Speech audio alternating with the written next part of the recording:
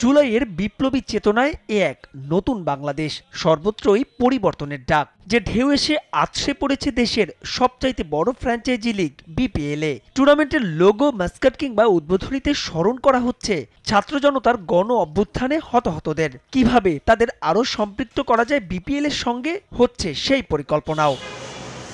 এবারের বিপিএল-এর ৩ ভেন্যু অর্থাৎ ঢাকা, সিলেট আর চট্টগ্রামে জুলাই বিপ্লবে আহত ও নিহতদের প্রতি সম্মানে থাকবে বিশেষ কর্নার, যেখানে উঠে আসবে তাদের অবদানের গল্প।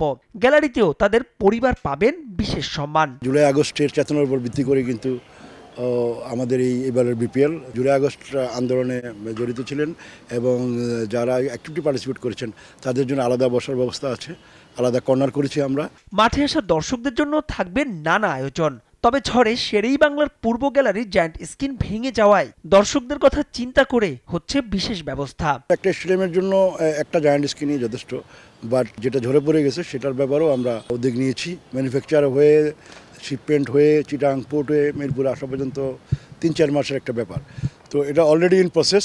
বাই দিস টাইম দর্শকদের আনন্দের জন্য মাননীয় বোর্ড প্রেসিডেন্ট বিসিবির উদ্যোগে আমরা একটা রেন্টাল নিচ্ছি, এই যেটা ৩০ তারিখে খেলা আপনারা দেখতে পারবেন পূর্ব গ্যালারিতে। তবে এত সব আয়োজন ম্লান হবে যদি না বয় রানের ফোয়ারা।